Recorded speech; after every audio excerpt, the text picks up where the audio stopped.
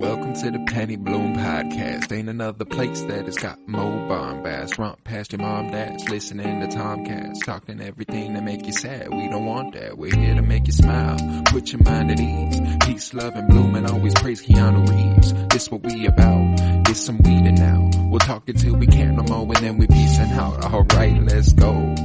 Penny Bloom Podcast. It's the Penny Bloom Podcast. Penny Bloom Podcast. It's the Penny Bloom Podcast. Penny Bloom Podcast. Penny Bloom Podcast.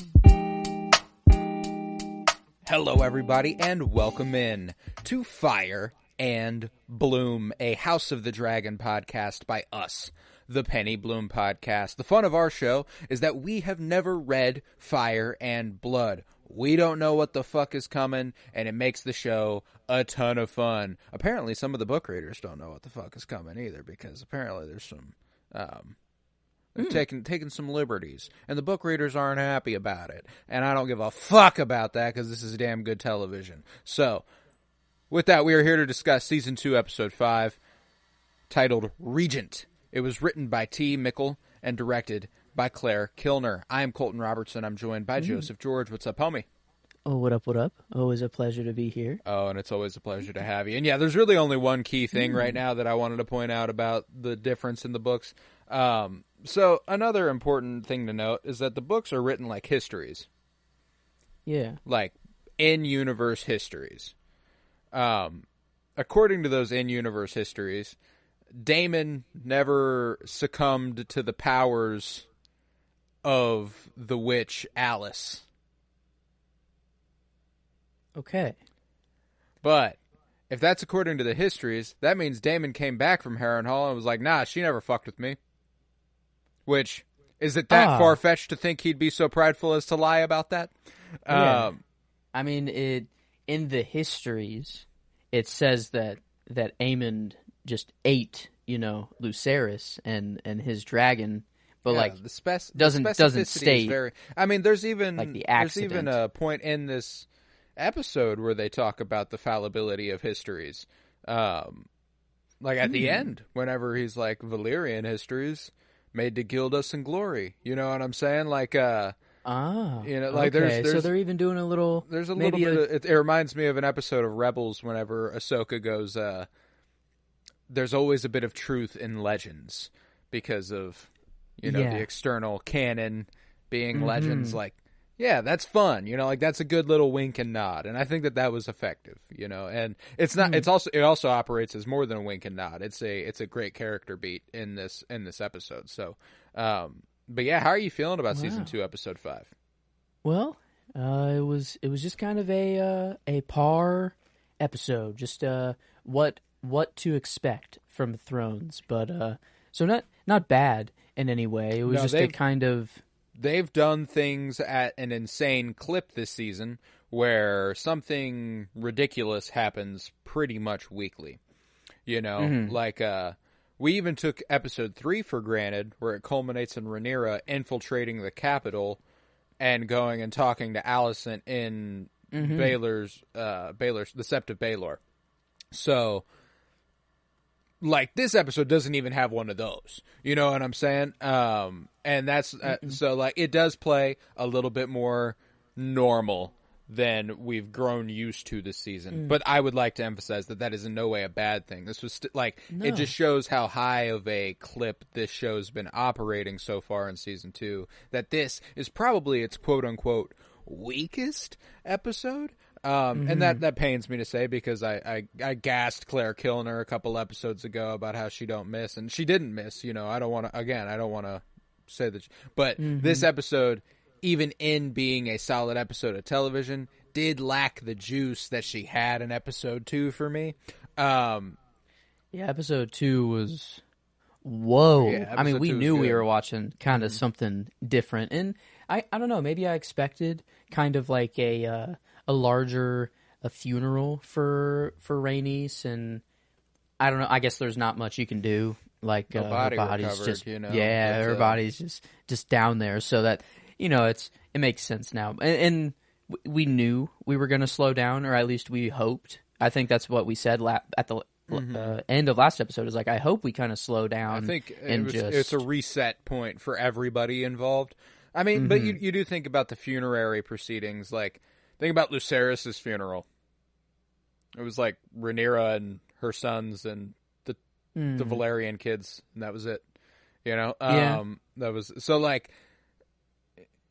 I guess she already went out in that ceremony in doing what she did. I guess it's kind of like she did die. You went out did die in Dragonfire. So maybe, it's like, maybe there is something to the Targaryen tradition that if you die that way, you've.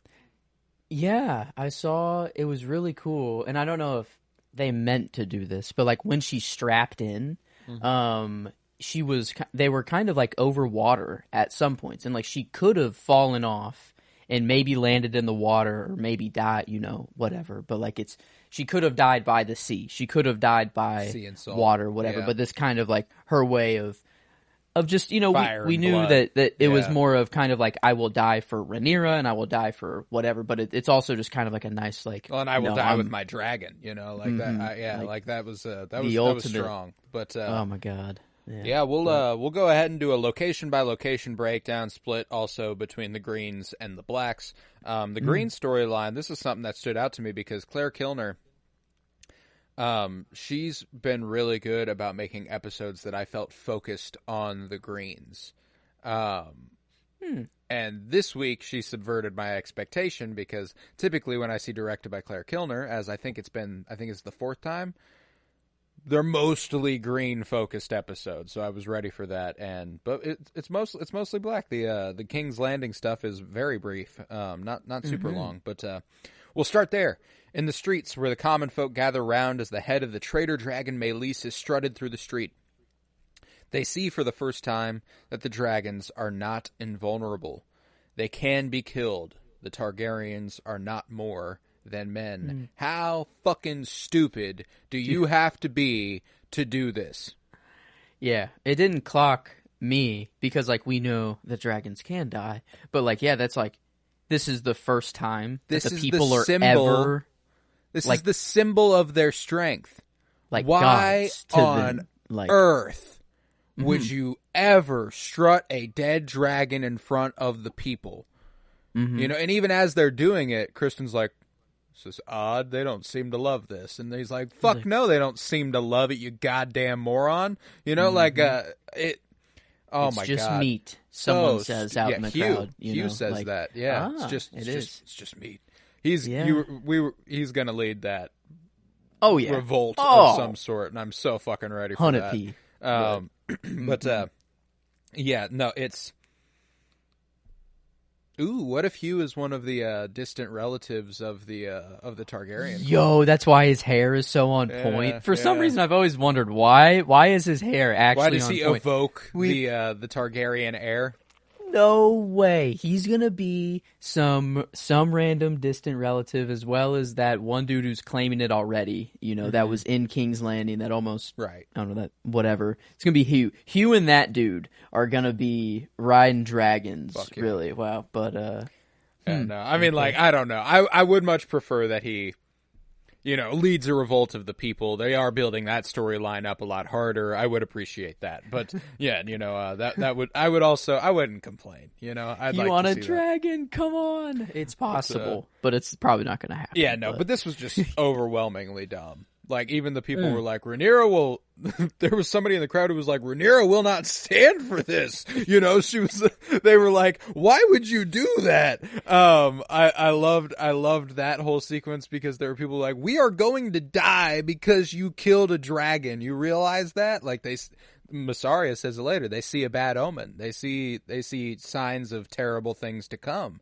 But trailing the head is a wooden box, which is where the focus of Alicent is, high above. And the box enters the king's chamber, Alicent close behind, and it contains the deformed body of her son, the king, Aegon. The maesters make quick work of trying to save him as Alicent asks if her son will live. They do not yet know, and these next hours are critical, and so she must go. They slowly cut off the armor on him. Pus and blood spurt about. It's real nasty. Real good stuff, makeup department. Goddamn. But Aemond enters and says that someone will need to rule in his stead. He looks to his mother, and she does not return his gaze. She then goes to see Criston Cole, who is cleansing his sword with a lemon. This is dope. I love this. Yeah, is it like to get the blood off, just to make it shine? To lemon make polish, it... like even yeah. There's the pledge and shit, like the sprays that you use to clean like hardwood or countertops that are like lemon Fair spray. Enough. I guess like back in the day, before they had it in a can for them, just they a had fucking lemon, man. Let's do this thing. Man, why is he actually doing cool shit? God damn it! Can we stop? Can we just make him do terrible, hateful acts now, so I can actually hate him?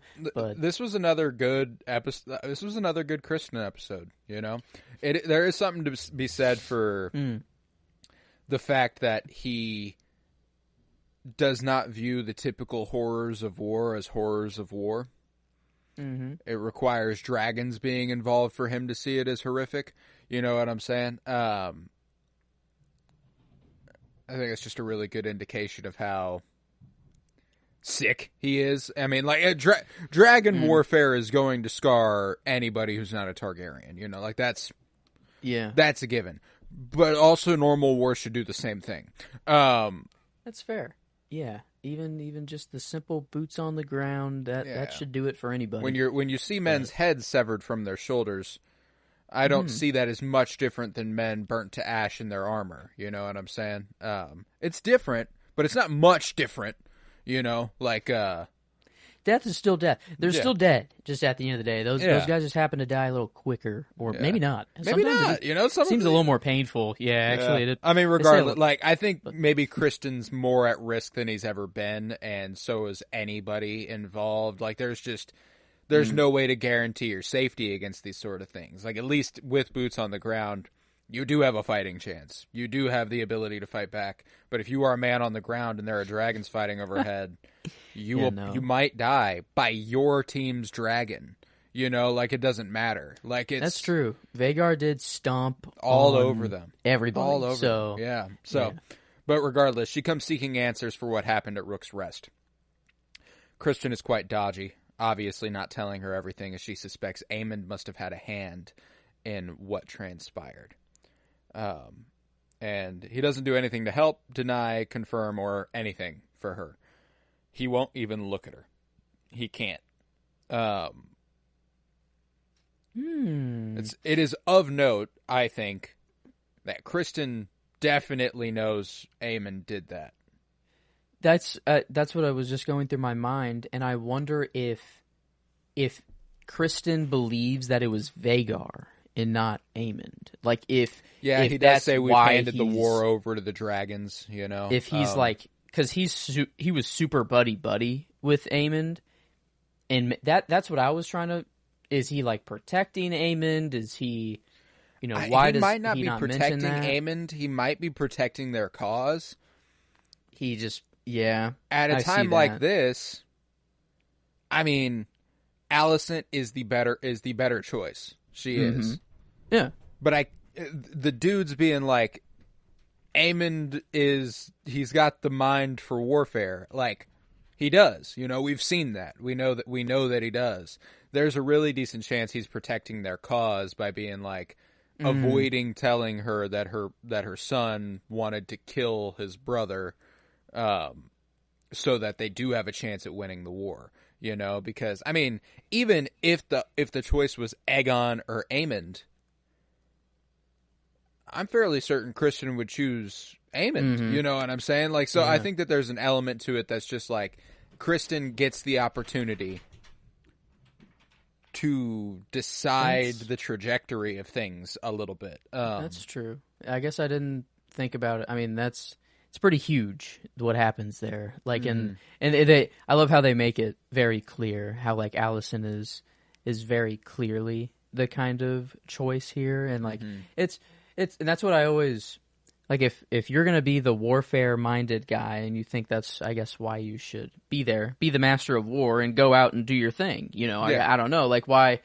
I guess being the name of the crown and also doing that thing makes you stronger. I guess, yeah, it does make sense. Logic, like, for him trying to protect that. It does. But that's the thing is that, like, there's nothing logically that is in contrast to what you just said either. You know, like, it also makes sense for him to be the general of their army and Alicent be directing it. And, you know, if they are so confident that, you know, the gentler sex, as it is put later on, doesn't have the stomach for war, you know, like.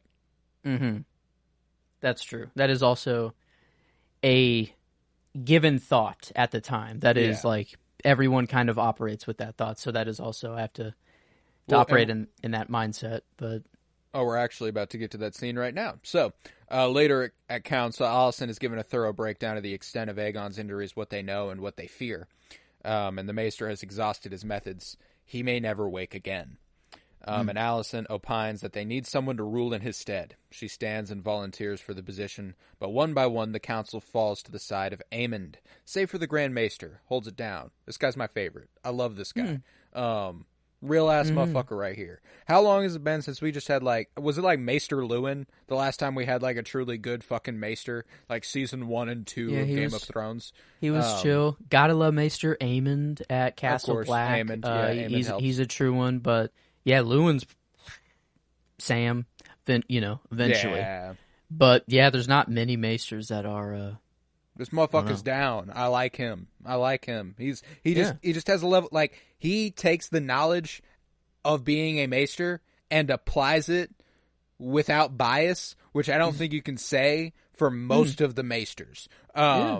He's just like the most maester there ever has been. I don't know. The dude is prime maester. I like him a lot. But yeah, he's like, but she's proven that she can do it and has done it. It makes sense for her to be the one who does it. But they all agree that women do not have the stomach for war. It is wise for Aegon to sit the throne, or Aemon to set the throne, and lead them in this time of crisis. And she turns to Larys. Hopeful. You know, Larys would have you. And he agrees. Aemond is the choice. What would it say if when Rhaenyra is raised up, we raise a woman of our own? I don't know. You want to elaborate? What would it say? Yeah, what do you mean by that? Yeah, what do you mean by that? Yeah, it's like, and I think he's coming from the angle of he's okay with a woman being there, but the people he's definitely trying to deflect the reasoning, you know? But I still don't, like, what do you mean, what would it say? Like, the whole reason this was a debacle in the first place is because Rhaenyra's simply a woman, and then if the crown is like, hey... But it's cool. Okay. You know, we will have a woman of our own. You know, fuck you. It's, you know, it's not a true fuck you guys. It's just a woman sitting there. It's just, I guess, it's not a solution in the eyes of the people. You know, I see that. But, well, and it probably emphasizes the pointlessness of the war, and the famine and all of it. If there is no. If the point was to avoid a woman sitting on the throne, and then you end up putting a woman on the throne anyway, okay, I can get with that. But yeah, she finally turns to Criston as he speaks with the voice of the king, and he agrees. It must be Aemond. He is next in line. And she sits as Aemond goes, well, it's decided then. I love that he never says a word this whole fucking time. Nope. Yep. He's just sitting there all sly. This motherfucker, this scheming dude, picks up the little ball at the middle of the table. It's like, but Olivia Cook here in this scene. This was proud. I don't know. I struggled to pick a favorite scene because there didn't feel like one kind of have boom. The moment. Yeah, there it we was. Didn't have the moment. Yeah, but the decision to like her just slowly kind of breaking down and realizing that no one's really on her side anymore. Even like she went to Larys, someone who used to be, you know, she used to have a lot of control over Larys, but now Larys has gained a lot more in his own thing, and he's doing his own thing. Criston Cole, she used to have everything over him, but now he's Hand of the King and now going against her, and so I think it's kind of, we're getting this Rhaenyra and Alicent. They're slowly losing people. They're slowly getting a little bit more and more alone. But Alicent, she's like, it's, I feel like why the camera stuck on her, and we kind of heard her breathing, almost like just kind of going a little crazy, starting to, at least. And I think it's important, not just that, but what Aemon's saying. Like she locks in on Aemond whenever he decides, well, we're going to lock our people in. I'm going to control the flow of commerce and travel. I am going to be the definition of a fascist ruler. Yeah, and wartime is wartime. That's sadly an excuse that's used to impose a lot of these things. But it's gonna be a real scary next episode, because dude is he's been wanting this to happen for quite some time, and he's gonna go. He's I don't think he's gonna really let it rest. He's gonna do as much as he possibly can while he can. And there's something to be said for the fact that Alicent doesn't want to publicly be like, Aemond is evil. Like, we will all suffer under his rule. I need to be on the throne. She can't say that because she doesn't want her son to see that she's lost faith in him. She doesn't want the people to see that there's squabble within the house. So she sits there breathing heavily, not just because she feels that she is alone, but because she knows she doesn't have the power to stop what's coming. Okay, she can control Aegon, but she cannot control Aemond. She cannot control Aemond. It's like a more dangerous Joffrey. It's like Joffrey was just dumb. Yeah, Joffrey was just dumb but evil, and he would do evil things. But Aemond can do evil things at scale. Evil things at scale and with sound strategy. Not just be a fucking idiot and impose his will anywhere he sees fit. Yeah, like Aemon's dangerous. Like it's a really, really strong character. But he stands up as they dismiss and he goes, "Oh yeah," and cut down the fucking rat catchers. At least one good act. At least, right. I don't know, but it took them a while. They're at least there were skulls now. They were decomposed. Yeah, they decomposed quite a bit. That's nuts. But, yeah, didn't look good. But in the city, Hugh watches over his sick daughter. His wife opines that they need to get out of the city, head for somewhere safe. But Hugh says that there is money coming. The king promised, but even he doesn't believe the words as they come out of his mouth. The road may be a safer bet than waiting to die here. In the streets, the rat catchers are cut down as Alicent confronts Cole. She asks if his loyalty is reserved only for the night hours. And he says he spared her. What they're about to do, what he's seen, it's terrible. The war has been given to the dragons. A dragon rider should lead them. And frankly, this was the best explanation he could have provided. Now there is an element to it that's like, you shouldn't have to decide that for her. He doesn't. It's whatever. But at least it wasn't, you're a woman and we don't want you on the throne. It He's was like, at that's least not you. Like, we are about to do awful fucking things, and I don't think you would be like on the black side of it. It's not that we are about to do awful fucking things, and I don't think you can handle it. They simply don't think she has the strategic mind for it.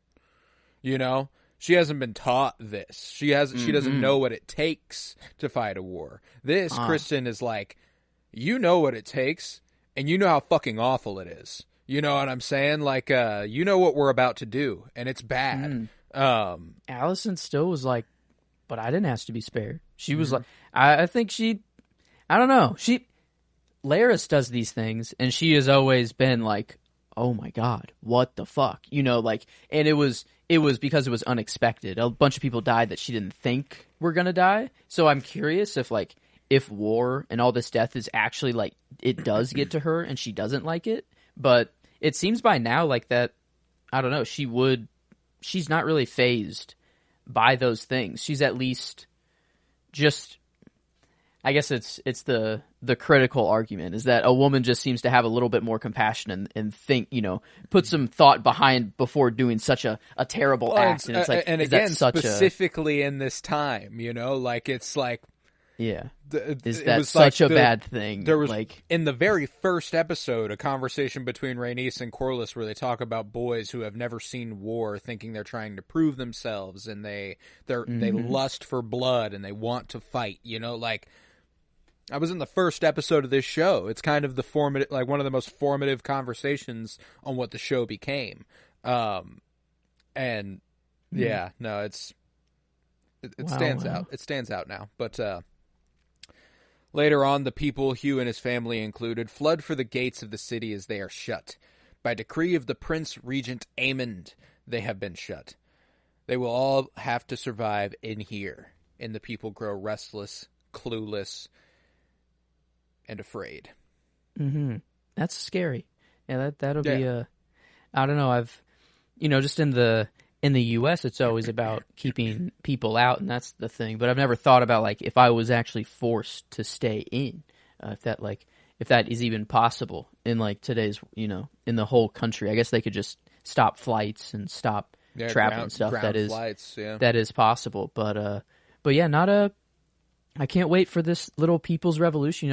It's nice that it's being set up a little bit from the other side as well. Like it's going to be for Team Black, and I mean the people are even already like Rhaenyra wouldn't stand for this, and stuff like so. They're already on their side. There's a lot of sentiment that flows towards Rhaenyra in the streets right now, and I think that that's strong. But I do also think there's something to the idea that maybe they will almost unionize. Not just like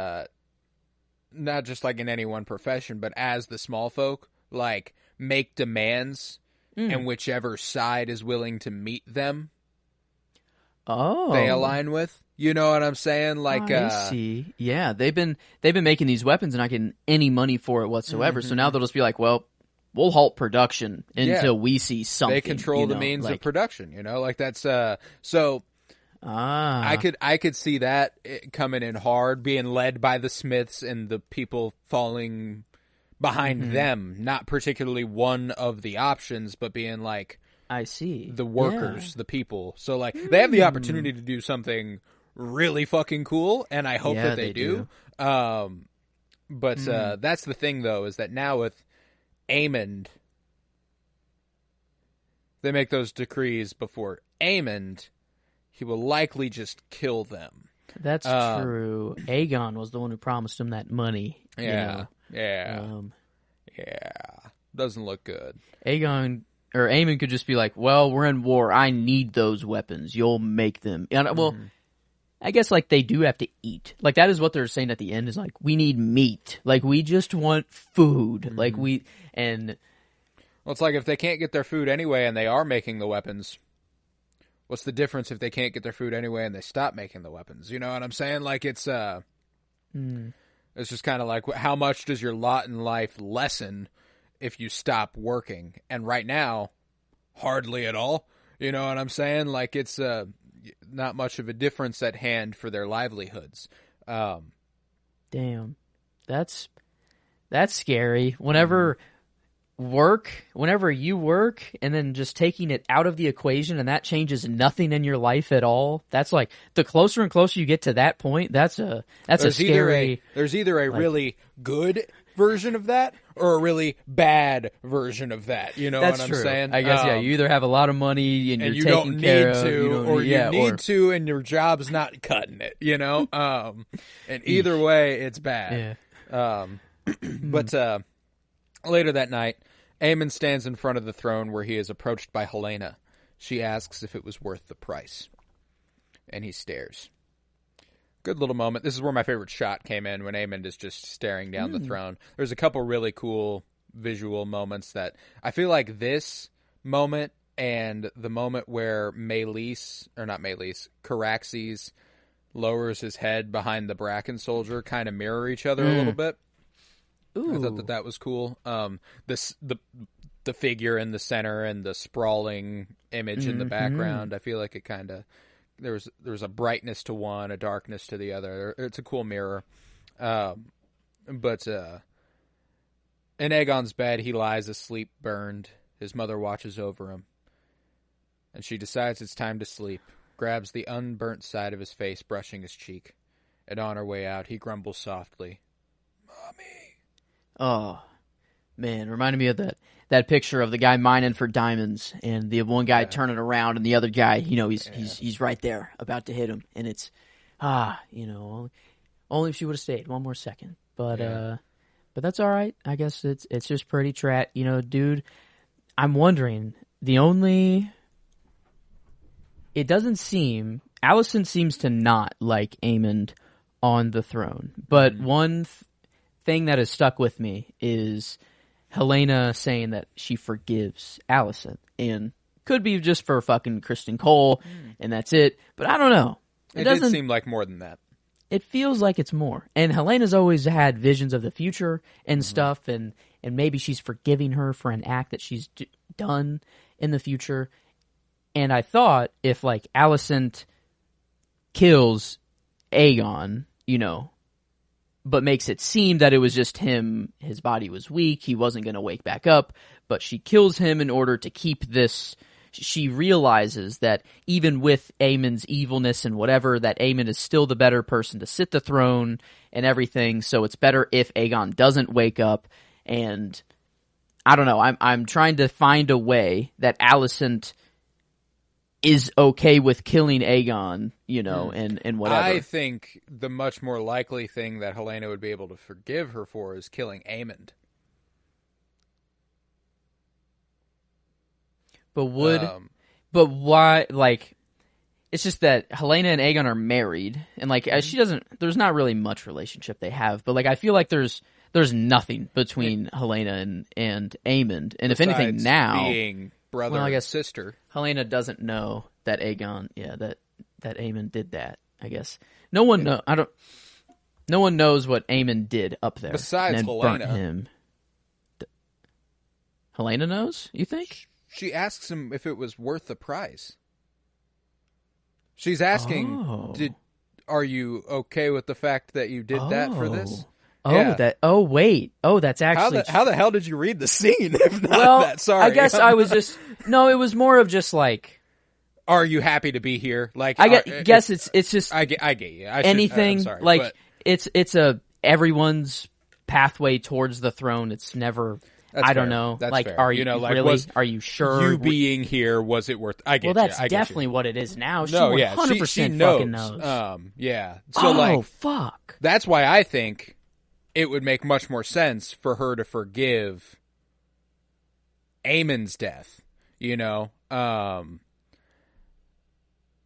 that's important context for why I thought that. Sorry. But that's pretty huge. And like. I don't think she'll be able to pull it off. I am curious. Maybe it's just a betrayal.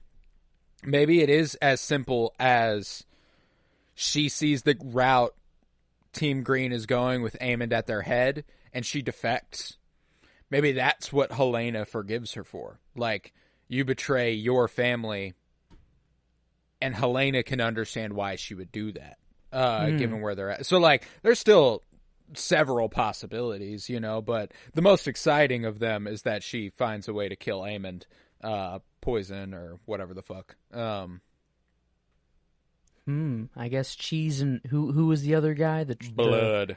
Cheese and Blood. They tried, they fucked up, but it's way easier for Alicent to slip something. Aemond trusts her, like maybe not like implicitly, maybe not like he would trust her to make policy decisions, but he would never think his mom would fucking kill him. You know what I'm saying? And that's the other thing too, is that like, I think it would take, like, we're not there yet. You know what I'm saying? Like, it will, if he commits some sort of atrocity, then it will become possible. You know what I'm saying? Like, I think that she already views him as falling, not necessarily having hit the ground, not necessarily having... I think there's still a glimmer of hope in her that maybe she may be able to change him. somehow. And by that, I mean, like, it's slim. There's, like, it's a sliver. She doesn't even really think that, but there's, you know, it's not hopeless. I think there will be one thing that makes it fucking hopeless. And then maybe then we start taking those steps towards her thinking she might have to do what she must. Yeah, because, like, the main argument that on Team Black, why Rhaenyra can't go out on her dragon is because she is the crown, blah, blah, blah. But, like, now, no way they're going to tell Aemond, no, you can't go out on Vhagar, the most powerful dragon we have. Like, he's going, well, I guess he can just stay at King's Landing and whatever, but he's still going to go out and do the shit. And it's like, it's so, I don't know, it's so backward. Like, just the kind of double standard that's there. And I feel like we will see Aemond instantly just go out on his dragon, and it won't be, maybe they'll be against it at first. They'll be like, no, you're the crown now, you're the regent, we don't want you to, but Aemond's going to be like, but it's Vhagar. It has to happen. I'm doing it, I don't care, you know, and I feel like then the atrocity will, I feel like that's how it comes, is through a drag, you know, on Vhagar. I mean, like, but if the Blacks manage to take the Riverlands,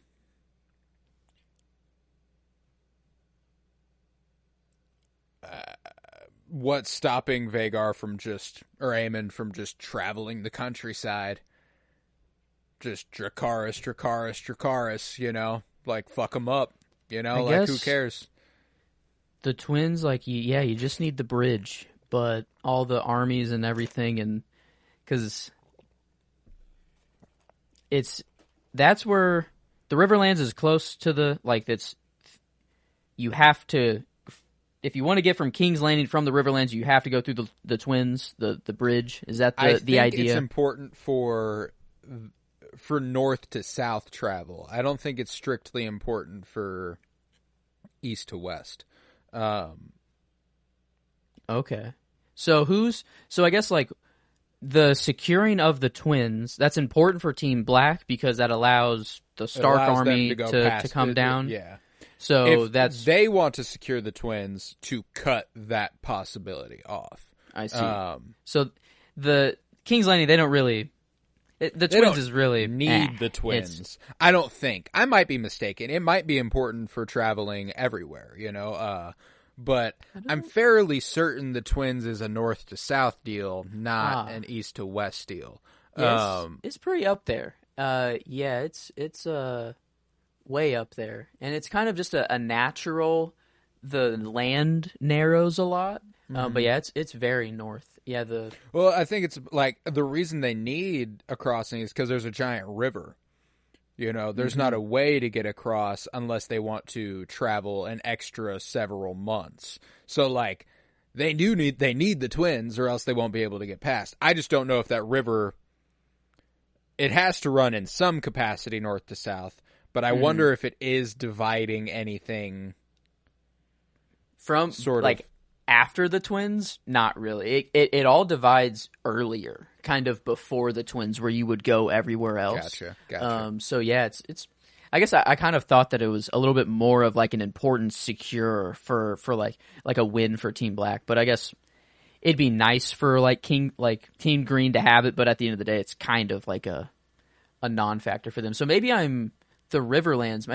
Maybe I'm just connecting those, and they're not actually the same thing. So I guess the Riverlands is that the twins, or is that sure the twins are the Riverlands? Okay, because the armies they're talking about are like, is River Run? Is that like where we are? Is that so? Because that's a lot. Well, River Run, further. I believe, is the seat of House Tully, which is who they are talking about as being the lord of the region. Okay. Is Harrenhal around there? I assume you're looking at a map. I am. I guess, let's see, good old Harrenhal is... I guess I always thought that Harrenhal was always... Yeah, I guess I've never looked at... Okay, maybe I spelled it wrong? But... Harrenhal? This map is, I guess, maybe just not the best one.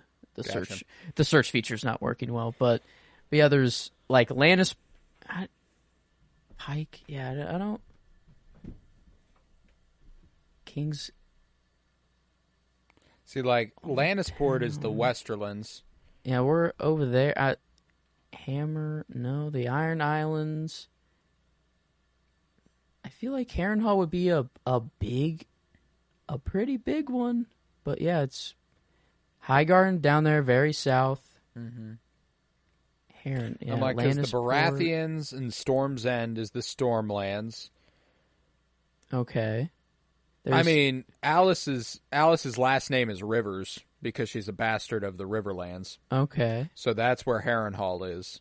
Yeah, how the heck is Harrenhal, like, not right in here? Like, how? The same thing applies to Frey bastards. Where the heck is Harrenhal on a map? Yeah, I don't know why it's... Okay, it says it's... Wow, am I just that blind? It was right... Oh, wow. Yeah, it's right fucking there. Wow, it's like on the King's Road, just straight north of King's Landing. But it's kind of in the middle, in between the Twins and King's Landing, is where Harrenhal is. So, seems like right place for them to. That's actually okay. They're now going to be fighting at Harrenhal. Now knowing that, that kind of changes the aspects of it. It does change the layout, so. Yeah. But okay. We'll go to Harrenhal next. In the Riverlands, where Daemon sits on a dragon's back, asking Brackens to bend the knee or die. Bend the knee to him or die. Mm-hmm. And they refuse. Their resolve and their hatred for the Blackwoods far too strong. We'd rather die than bend our knee before a Blackwood. And we cut to Willem and Daemon discussing his failure to kill them thereafter. I loved that choice where they just cut and they're just sitting there. And Blackwood's like, what the fuck, man? And he's like, dude, they would rather die. I need him, like I want him. Those are my boys now. I like those guys. Their willingness to die is exactly what he needs, like their resolve. And he implies to Willem that he should do something to persuade them. He says there are things the crown cannot be seen to do. And Willem seems to take his meaning and is obedient. Mm-hmm. He did not take his meaning, I don't think. No. Yeah, and this is where Daemon is just where he's dangerous, where he has his plans and stuff, but he just doesn't make things very clear. He expects everybody to be on the same page as him without being on the same fucking page as him. Mm-hmm. This isn't the mob. You're not wired up. You can tell him what you want done. Why is he acting like he is wired up? I need you to go down the road and take him out, take him out, drift? Take him out to dinner, let him swim with the fishes, or whatever. Yeah, it's like, why, dude? Just be like, if you need something done. Willem's not wearing a wire, you're fine. I guess maybe the three-eyed raven is just the ultimate thing, is wire. that I do think he did what Daemon implied he should do. It's just that Willem flew the flag of the Targaryens while doing it, which is exactly what he said he should not do. He cannot be seen doing these things, and he does exactly that. I guess that's the part I didn't, click is... But the other side of that is if the Blackwoods just do that, how do the Brackens go, well, this means we must bend the knee before the Targaryens? You know what I'm saying? There's a little bit of a thing on both sides where I'm like, this was just, again, not a very well-formed plan. Which, that is Daemon's problem. He's just kind of like, on a whim, if he was the one to do it, he would get it done the way it needs to be done. But he can't be the one to do it, so it gets fucked up. You know what I'm saying? He knows what he wants done, and he fails to communicate it every single time. But later on, Daemon is lost in an extremely sexually charged vision with a silver-haired maiden. She commends him as the greatest of them all, the only one fit for the throne. She says he's better than Viserys in every way. He was made to wear the crown. Her favorite son.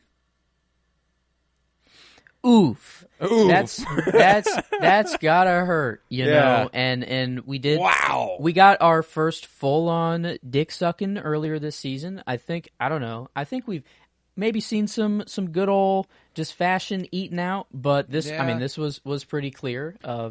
Just straight up, very elegantly done. Again, this is something Claire Kilner is really, really good at. She was the one who directed the episode where Damon and Rhaenyra first go to the brothel. And, you know, he kisses her, and amidst the whole sexually charged, very similar visual language during this scene, you know? Very elegantly done.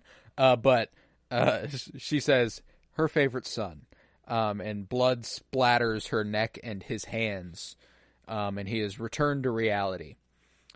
He snaps out of the vision at dinner where he picks at his food, unsure if he wants lamb or goose. Alice eyes him from across the table, knowingly.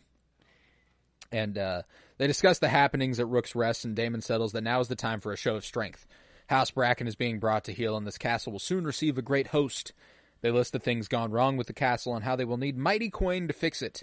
Unfortunately, all their money is in the crown. Larys took it. And they ask if he'll send to Rhaenyra to approve the funds. But he says, "No, it's cool. This is my seat. I got you." And Lord Strong calls him my prince one more time, to Damon's displeasure. He asks, "What would you call the husband of the queen?" Strong says, "The king." And when Damon tries to continue as like that's good enough, Strong continues, "Consort." And Damon says, "That last bit just feels unnecessary, doesn't it?" Bro's losing it. Bro is losing the plot. He is going further and further in the direction that we do not want him to go in. No, and I was worried about this at the beginning of the season. I was like, it's a worry. He could go off on his own, and he's been shown to definitely go off the rails, and he would do this. But and that's what's interesting is that the way he frames it to Alice later on is that he won't fight against Rhaenyra. He will fight alongside Rhaenyra. You know what I'm saying? Like, he won't fight for her, though, either. You know, like, they will... It's together... What a fucked up dude. Yeah, you know? And that's the thing, is that ultimately that leads to him inevitably being willing to fight against Rhaenyra. You know, like, right now we're in the early stages where he doesn't even actually have an army yet. He can be theoretical. He can be idealist. He can be like, yeah, and I'll take King's Landing. I'll take it, and then she can rule by my side. But what happens when he actually has that power and he actually sees what it's like and he actually tries to take them down? So, you know, we'll see. But later on, Damon chops wood to help the rebuilding of Harrenhal. He hears screaming in the distance, cries of anguish. And he looks up to Alice as she watches over him. This fucking, what the fuck? What the shit is her like? What is going on? It's becoming more clear that I don't know if she is causing the visions or if she just, she's clearly triggering them. I don't think she has control over them. I think it's just kind of like she feeds on his subconscious in some way and doesn't, it's not like she was like, imagine having sex with your mom, you know? She like but later on, she that knows. Happened though. Yeah. Yeah. She knows that happens, and she knows specifically that he never knew his mom. Yeah. Is that common knowledge for the realm, or is that like... it would be they were the sons of royalty, or not royalty, but... yeah, who is his mom? Like... Well, yeah, wait, no, it is royalty. Because Jaehaerys was Viserys's grandpa, right? I'm the wrong person to... I'd be guessing. But because that's why I want to look up the family tree, but then again, if I do, spoilers, it's a dangerous spoiler land. So, no, I'm pretty sure Jaehaerys is their grandfather, and that the reason they needed to was it that Jaehaerys had never had kids, or that his kids had died. I'm pretty sure his kids had died. Or was it that Rhaenys was his Rhaenys only? Was not his daughter. Okay. Because Rhaenys and Viserys are Viserys and Daemon are brothers. Brothers. What is Rhaenys and Viserys? Are Okay, they? Viserys and Rhaenys are his grandson and granddaughter. Rhaenys is his oldest grandchild. Okay. So he had kids. His kids died, and therein the succession was unclear. Okay. It was either the eldest, which was a woman, or Viserys, who is a man. I see. So I wonder what happened to Daemon's parents, or like why he never knew his mother, or why. Well, I mean, like his mother would have been either Jaehaerys's daughter or daughter-in-law. So if all of them got wiped out, if all of his children got wiped out, Yeah, and how? he never knew. I wonder how they got wiped out. Because I guess if it's the men, whatever, in war and battle, that may, but just why did the mother get, usually it's, a dying in birth or, something like that. But like, I guess maybe it is assassination. Died giving birth. Know. Oh, okay. Was it Daemon? Actually, it was not Daemon. Well, they might do that in the show. It would make sense if they did it in the show. But they had another brother named Aegon who also died within the year. Okay, because I was wondering why have the blood on his fingers and like come, like rubbing on his, like he rubs on her neck or whatever. And I wondered if it was if they're trying to imply that he killed her. I imagine they're going to do something where his mom died during his birth. Because at this point, I mean, like, they can be like, and they had another kid, but he died. You know what I'm saying? Like, they could, but, like, who cares? You know? Like, it's whatever. Here, I'm gonna look up how did Viserys and Daemon's dad die, because now I'm curious. Yeah, there's just illness. Okay. So just straight up normal shit. No. But I don't know, like, the point of all of this with Daemon, is it just to scare him away? Is it just Alice, this is just what she does? Is this some form of a Targaryen dream mixed with Alice's twisted fuck? Like, I don't get where this is, like, going, I guess. Like, what's the point of all of this fear and scare? Is it just to scare him straight? I guess, like, to... I think that's the goal. That's the thing. Like, we don't really know Alice's intentions at this point. It does seem like she has the interest of the realm at heart. But she could be lying. We don't know anything about her. You know what I'm saying? She could be pulling some, I guess, maybe having like a plot of her own, I guess, and using Daemon for some things, because he does pop into that meeting again when he's having sex with his mom, and then he's mid-meeting. Like, what did he say right before then? What he was in conversation, like they were talking to Daemon, or maybe they were finishing their question to him, and then this was his first response. But like, is that it seemed that they were in the middle of that meeting. That wasn't the beginning, So like, I feel like Alice is... There's some control she has over Daemon right now with that drink. That drink she made him drink, and she's concocting all this shit up. She can control whenever he goes out of it, but I don't know if, like, when he goes out of it that she's, like, making him say things. But then why put him into this vision at this moment? If she can induce them or whatever, why now? Why during this meeting with very important people when he's talking about mobilizing armies and all of these things? Like, I feel like that's not a coincidence. I don't know. And then she's got something more going on. I don't know. Well, yeah. I mean, like, it's safe to say that, but like,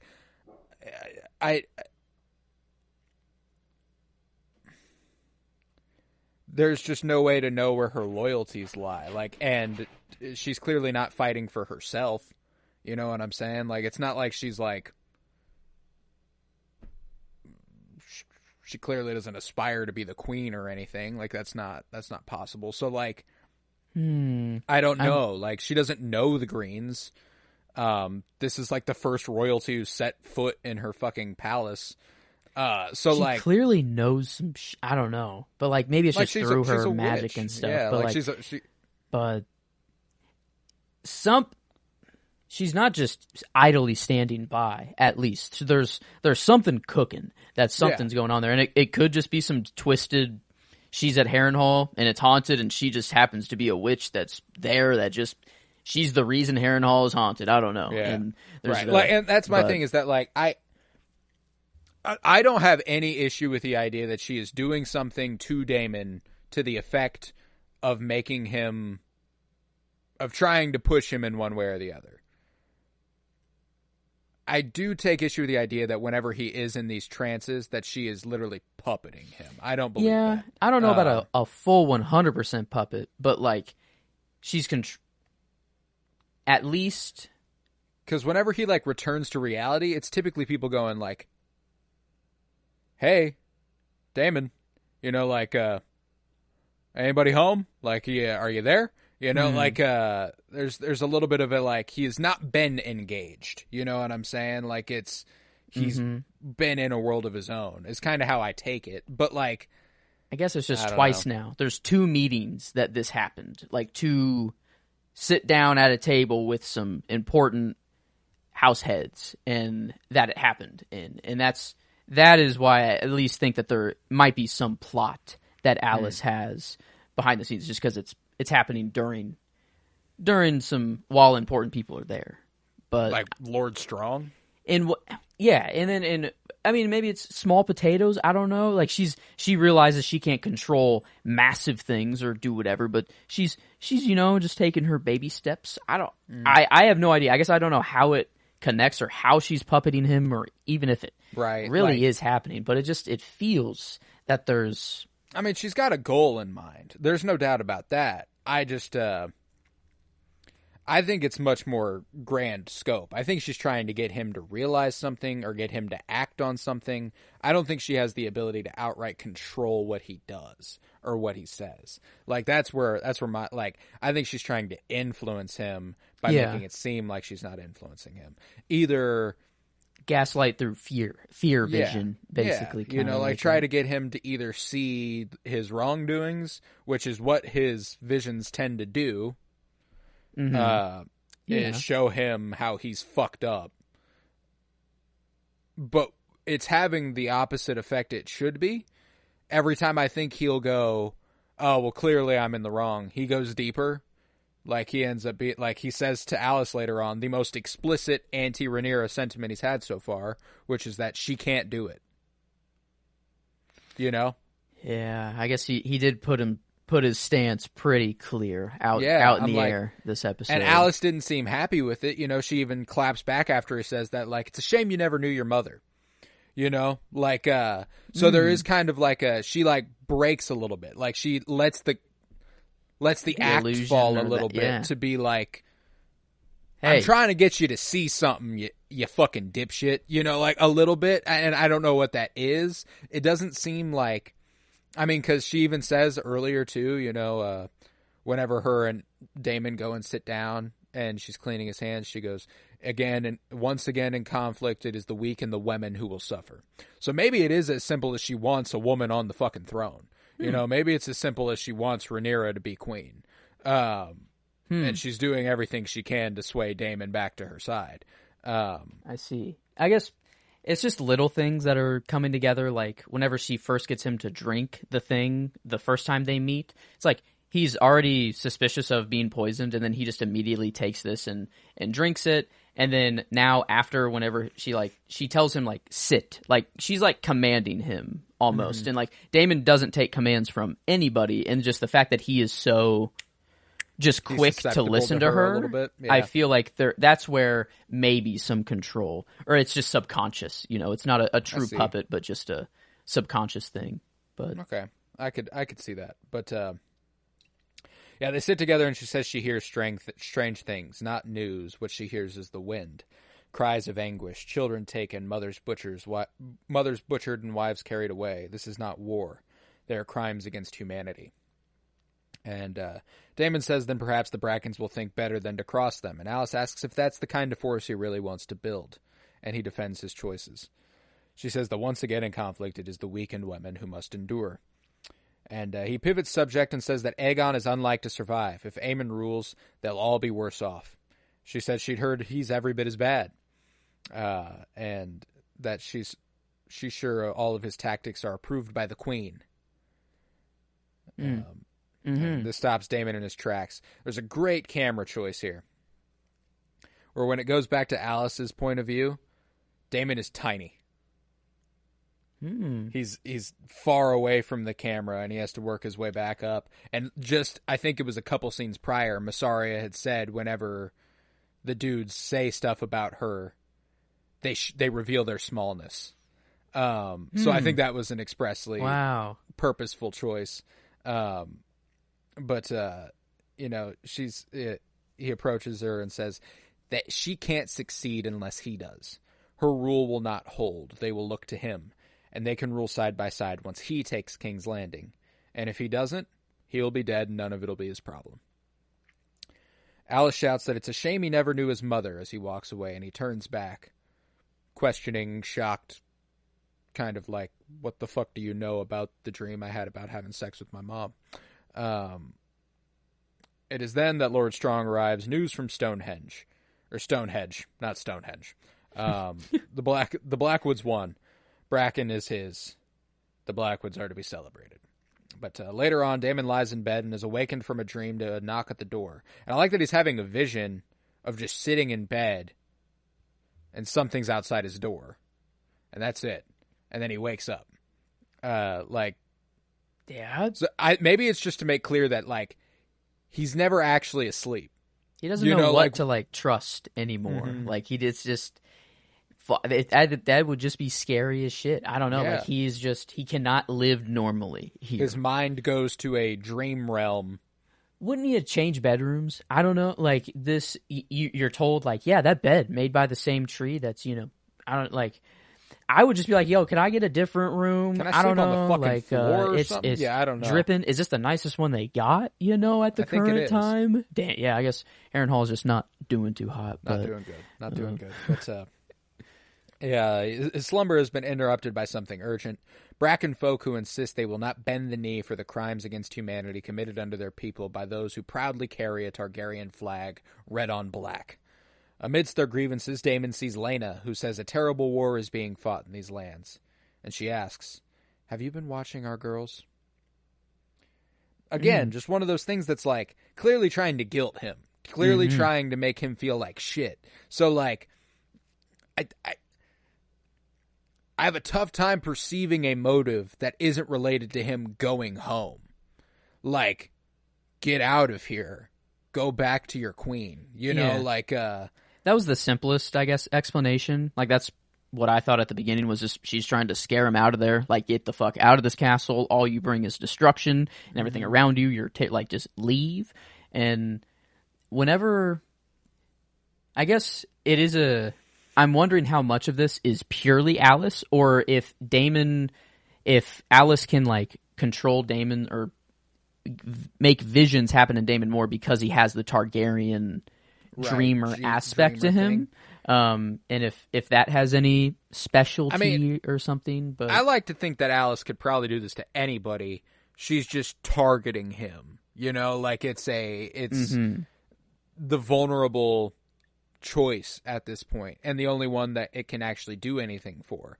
So, like, again, she's not doing it for no fucking reason, like, she's got an idea in mind. I'm just curious to find what that is in its full form, because I do think the basis of it is getting him out of the castle and hopefully getting him to realign himself with Rhaenyra. Because, like, again, how much control over these visions does Alice have in the literal sense? Does she show him, like, is she concocting a plan where she's like, all right, now show him his dead wife? Yeah. And guilt him into thinking about his girls? No. I don't think so. You know, like, I think it's like she's feeding on his emotions. I don't think she's feeding on specifics. It's just like, what in this moment can make, what is he guilty about?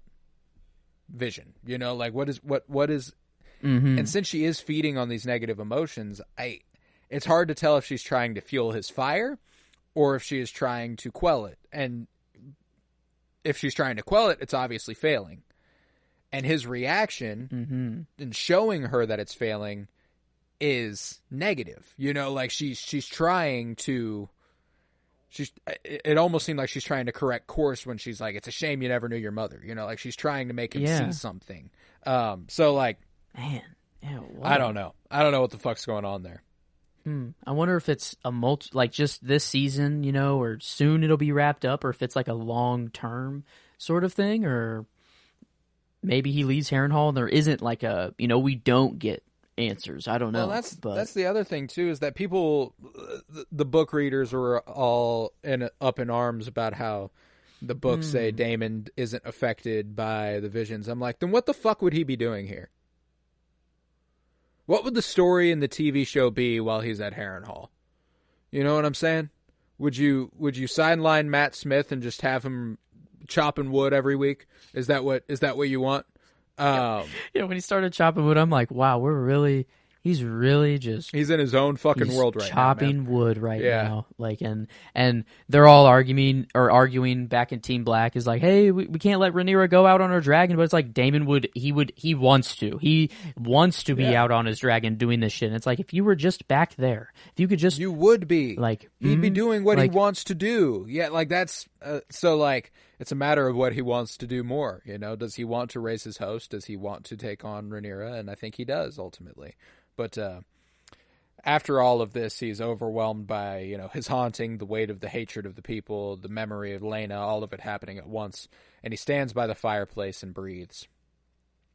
Then we cut to Dragonstone, wherein Rhaenyra watches over a vast sea, mourning the loss of her finest advisor and fiercest warrior. At her war council, they continue to make the same complaints they have been for weeks. Alfred voices his previously subliminal questionings out loud. Daemon is their only hope, but he seems to have left after a marital spat. He says with you know, a little bit too much gusto. Yeah. Rhaenyra asks if he's you know, you got a question, Alfred? You want to talk about it?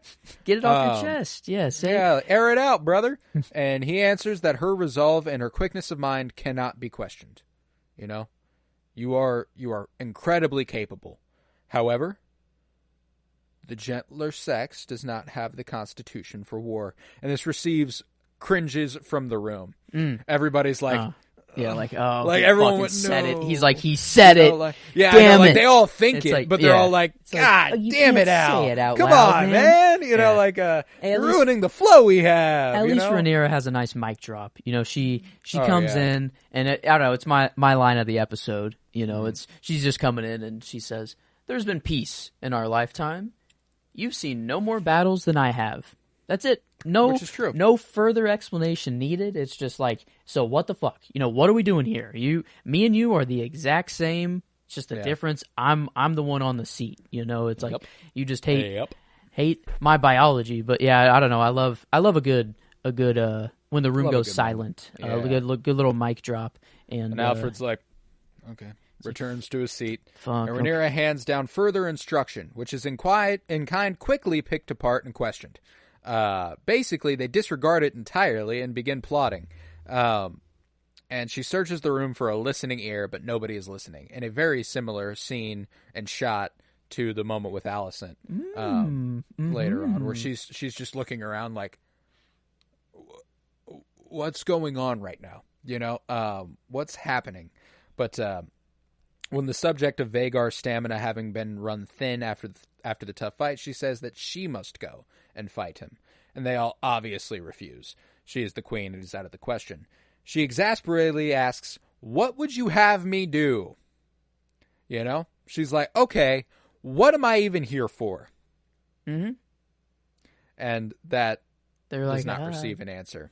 Okay. Yeah, it's every time she says something, they're always just like, oh, well, yeah, you're kind of right, I guess. They're in it's war. I don't know. they're the ones that don't want to commit the atrocities like at the end, but they need to for their position and just to get the seat back. But I don't know. Team Black is the same things are happening. Like if everyone could just be okay with choosing a damn leader and going for what they want and stop arguing inside and just being like, who's going to sit, all these internal battles are like causing the true downfall. Well, and it's the fact that Damon is so obsessed with a fucking title, dude. Mm-hmm. You're going to be the king. Yes, consort is tacked on to the end of it. You're still the fucking king. Like, tough it the fuck out. Jesus. Like, his vision of, like, ruling king and queen together, that is possible. That is, like, you can do that. Good idea, brother. Go to your wife. Go and tell her rule that. with her currently now and take her to king. I don't know. Do the things with her. I think he's just wanted to be king his whole life, and he's not going to stop until he can, or I don't know, get there. But yeah, it's sad. It is. No, I think like the visions are also making it clear that it's much more deep seated than just being a desire for the throne. He's jealous of Rhaenyra. Yeah. She had the affections of his brother, which he never had. He saw her the way he wished he would have seen him. So ultimately we are building towards a place where they are going, like, Daemon is not ever going to be down with Rhaenyra. Never. He's too jealous. He's too in his own head. He will fight her. Damn it, man. That's just sad. Like I wanted that world. I wanted Daemon and I don't know. Maybe it is nicer that we're kind of getting separated from Daemon. Be okay if Daemon dies. I'd be okay with that. Yeah, and new Dragon Rider. I don't know. It's just he has a dragon. He is an important heavy factor hitter, to their team, and it just sucks that he's so independent now, and just not. But like, good luck finding anybody who's gonna declare for you. You fucking idiot. Yeah, I hope this guy... He won't gain another dragon. He won't gain another dragon rider. Everyone's going to be like, no, that's okay. At least that's kind of how I perceive him. Like, that's true. Yeah, at least that's how they're painting him right now. Every action that he's taken has been... The people are like, okay, well... everyone perceives him a certain way. Even when they go to the twins and Jace is like...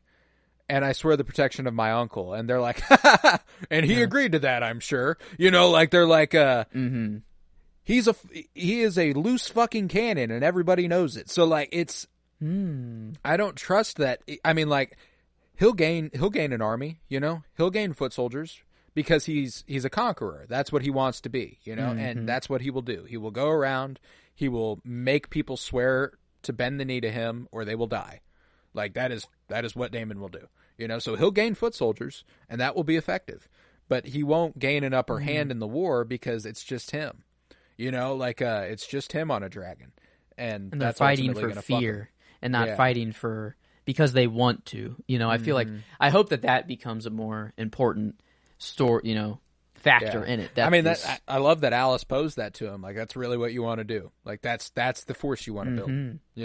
And he says, like, once they are mine, I'll treat them well, and then they'll see. Then they'll fight for me well. And it's like, well, that's not 100%. That doesn't track 100%. If you have them signed up from day one that they're fighting for you, there's no need to even convince them. It's like they're already with you till the end. And yeah, I see. I guess now it's kind of clear that Daemon is on the downward trend. Like, he is probably going to die. Like, I kind of almost hope that he does now. Like, I don't want him to. Well, that's the thing, too, is realistically, it's funny thinking about this show. They're all going to fucking die. You know what I'm saying? Like, and I don't mean that in a literal timeline sense, but I just mean like, nobody makes it out of here. It's a very bloody time in the Targaryen history. Yeah, we know for a fact the show is about the fall of House Targaryen. We know they destroy themselves. You know what I'm saying? Like, we know that every dragon we have seen is dead even a baby. There is even an egg that we have seen, and we know that dragon's dead. We only know that 3 make it out into the show we see, and that's it. So I guess that's all we have to really hope for. Is like happy endings. Is who the fuck makes it out of this at the end, just to keep the bloodline alive? But yeah. Well, we're about to go to a scene that gives me a little bit of hope. At least I hope so. Elsewhere, Jace makes his way through the castle with purpose, and he is stopped by Bela. These are the 2 that I'm really hoping make it through. Because they're cool. I like them. But, maybe I don't want to get my hopes up for that. He says he's heading to Harrenhal to treat with Daemon, but Bela makes him realize that this is folly. He will not succeed where his mother didn't. And he longs for a chance to prove himself, to do something, not to be sheltered in the castle like a babe. He wants to push his mother's claim and his succession. And after a moment of thinking through possibilities, Jace concludes he will go to the Twins and treat with the Freys for passage through their land and a fighting chance of the Riverlands with the Northmen marching south. And Bela says that the Queen will not like it, and Jace is like, that's fine. You'll just have to tell her after I'm already gone. And she reluctantly is like, okay, you know what? I like this light on you. It's kind of hot. Go ahead. And he's off. Yeah, you got my character. This Bela gets mine. Yeah, them 2. Boom. You're right. This would be an awesome end all. Them 2 on the throne at the end of it all. But we don't usually get our happy endings in Thrones. No, I'm not counting on it. Not counting on it, And that's the other thing, though, is that, like, how much is done on paper that isn't the reality of things? You know what I'm saying? Like, it's not in the history books that Aemond was king. And he essentially is, he's not in title, but he's ruling right now.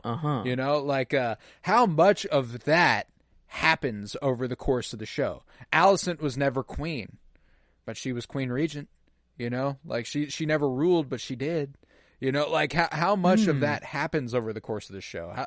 Does Rhaenyra ascend the throne, but they never give her the title because she was a woman,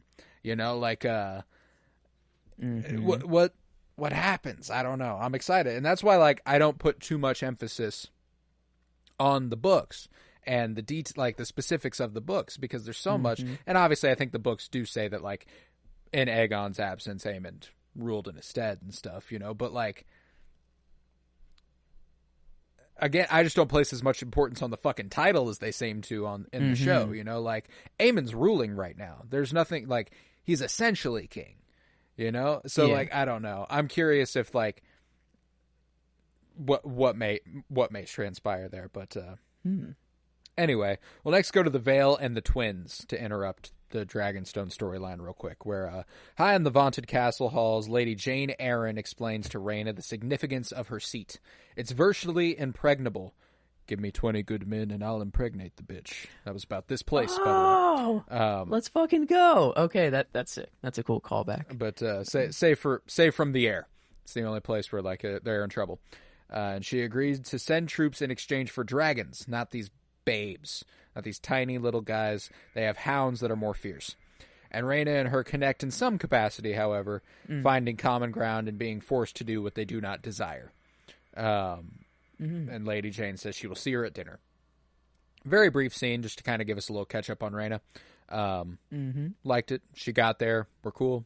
I liked seeing an Arryn. I liked seeing the Vale. One thing about this episode and this show that Thrones could never do, or never did, they probably could have, the art direction captures the fantasy of A Song of Ice and Fire so much better.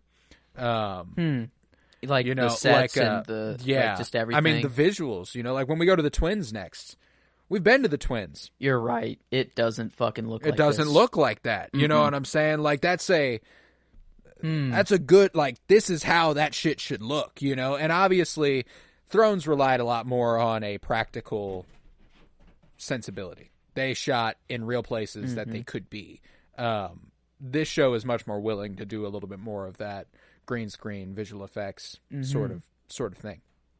But like even the veil, you know, like we've never seen the bloody gate at that angle. You know, like I didn't realize it was a path hanging high in the fucking sky with like nothing on the sides. Like we never saw that because it doesn't exist. You know, like so they didn't shoot on it. You know, so like thank you for all this now. Yeah, it looks fucking awesome. Very awesome. So like, and that's something that they've just always done really good at. But getting to see the veil and the twins like this specifically was very, very fulfilling. Because next we're at the twins, where Jace treats with the Freylords. He breaks down their needs. They require passage, but winter is coming, and they are afraid of Vhagar. And Jace chides that they are afraid of a dragon that's hundreds of miles away and not the one that's sitting outside their castle walls. And this kind of locks them in a little bit. Like, oh, and they're okay. like, all right, what do you propose? And he's like, they ask if he offers his protection. He says he does, and that of his uncle. And they're like, sure, okay. Let's say that that's the case. Dragons can't be in two places at once, can they? But they may yet have an answer to that conundrum, because one of the places that one of the dragons is Harrenhal. You know, well, there's no Lord of Harrenhal right now. What are you looking at over there? And and Jay says, okay, well, if you want Harrenhal, we're going to need a little bit more than that. What does the queen desire? Bent knees. Let's fucking I was go. like, let's fucking ride, Jace. Put him in the character box. I fuck with you, Jace. Right, dude. yeah, at this I moment. love this kid. I love him. Man.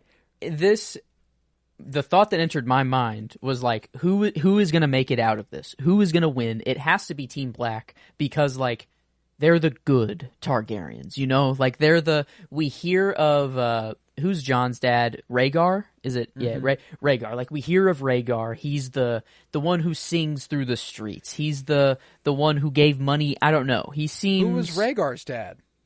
Oh, fuck. That's true. Yeah, like every time a Targaryen is born, the gods flip a coin. They flip a coin. Yeah, you know, I guess. like it's like there is no like, and that setup is brilliant for this show. We don't have any idea who descends from who. You know, like it could be either side because both of them are equally like to result in great people and terrible people. Like that's like Jace shares a lot of characteristics with. Funny enough, this episode made me realize he shares a lot of characteristics with Robb Stark, which is interesting. You know, I saw a dark-headed, curl-haired boy who is betrothed to another saying he's going to go treat with the Freys for passage through the twins. And I got a little scared. You know what I'm saying? No weddings, no betrothals, no promises of that, please. You know? But... Harrenhal, Daemon's holding it. He doesn't intend to give it away. Rhaenyra sends Alfred there. Kind of unclear the promise she vaguely makes there. It seems like she wants to give his house Harrenhal. You know, she says, like, your dad and you have served us loyally for many years. So there's, like, this vague sense of, like, she doesn't promise it, but she's like, if you keep going with me here, I might give you Harrenhal, you know? Now, it's a good thing she never expressly says that because she's cool with this now. Like, when Jace gets back and he's like, this is what I did. She's like, bet. I'm proud of you. You did good. So, like, but yeah, like, there's still a chance that things could go bad with the Freys and the promise they've been made, you know? Like, it's never good to betray a Frey. But that concludes that scene at Twins. And we'll be back on Dragonstone, where Rhaenyra confides in Mysaria later about the council's flagrant disrespect. Mysaria questions if they blame her for Aenys and her dragon, and they don't, but Rhaenyra wishes they would. Instead, they act like she's not there. They wish to keep her confined, and Mysaria says that they betray their smallness.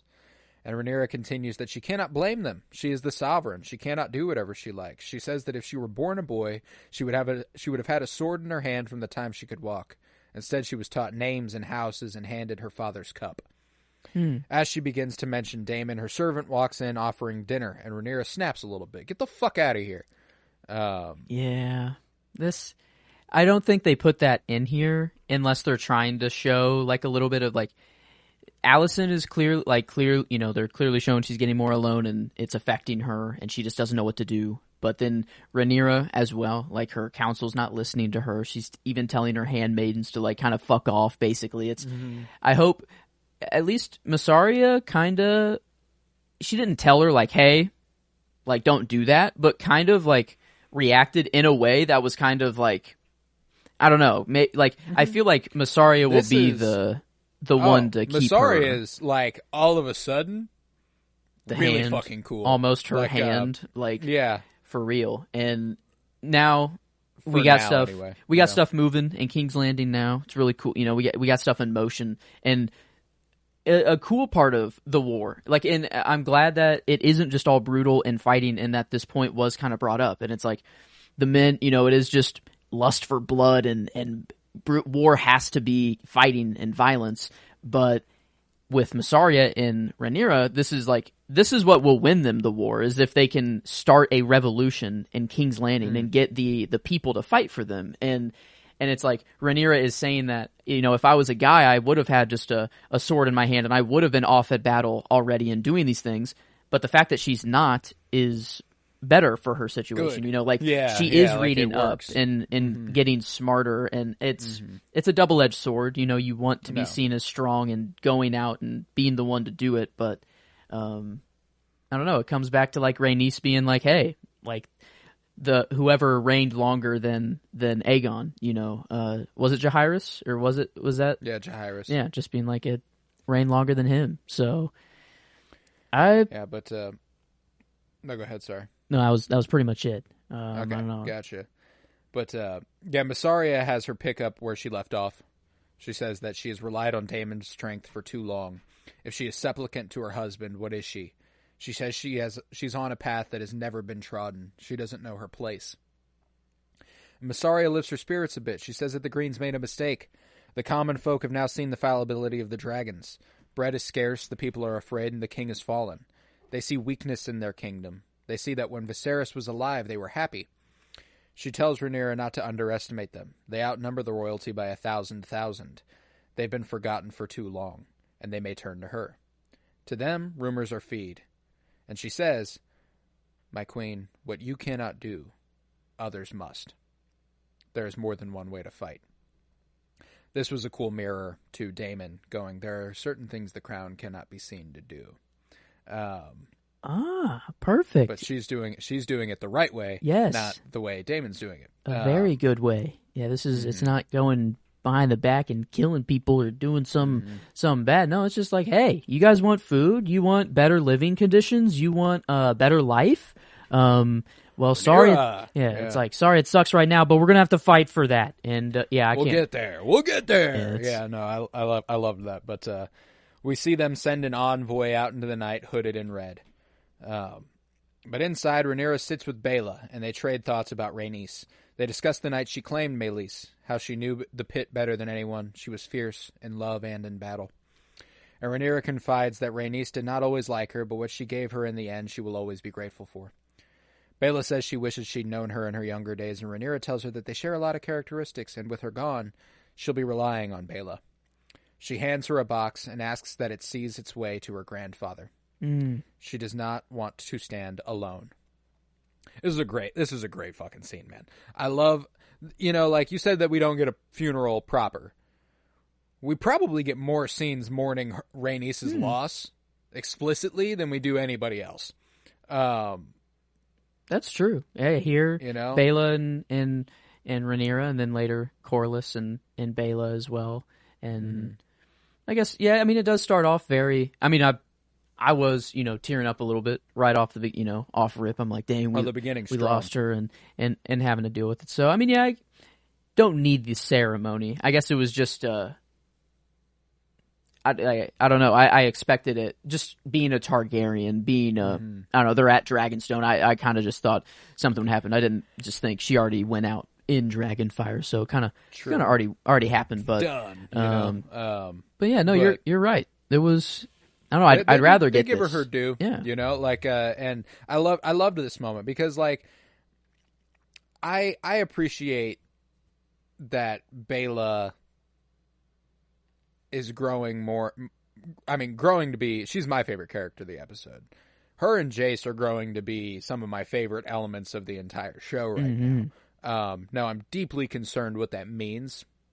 It's never good in House of the Dragon that when you start to like a character, he is the they Robb are going Stark. to last. No. Yeah, he is the Robb Stark. No. Essentially. No. Yeah, it's bad. It's bad. Shit's bad. Not to mention that he is of illegitimate birth. You know, like, there's almost a certainty that even if Rhaenyra does ascend the throne, it's actually going to be like Aegon or her sons with Daemon. Yeah. Damn like it. Damn it. That is true. So, I forgot they're still over there. Just or out and they were taking Vibing. off. In the Vale now. But, their future doesn't look too bright, actually. It doesn't. Right now it does, but yeah. It's not a good sign when things look good. Yeah. When things look good, they look bad. You know what I'm saying? Like, that's what's dangerous about this show. But we'll go to Driftmark next, where we open on Corlys stumbling onto his throne, taking a seat, mournful with tears in his eyes. And later, we see him visited by Baela. She is shocked to find him not in his castle, but he says that it is a tomb, empty, haunted.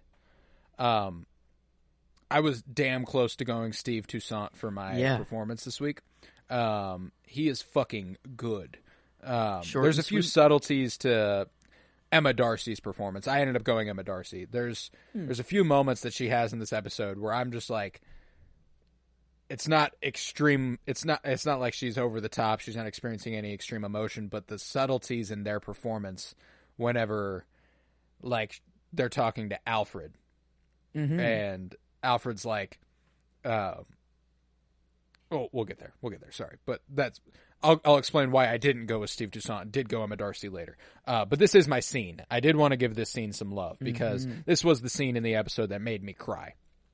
And it didn't hit me immediately. It was mournful. It was sad, but there's a line that is also my line that I broke on. 0 to 100. I was crying where I just was not before. Yeah. But Baela says she likes to imagine the castle at its height. The legendary Lord of the Tides, lords from all around heralding his loot and adventures.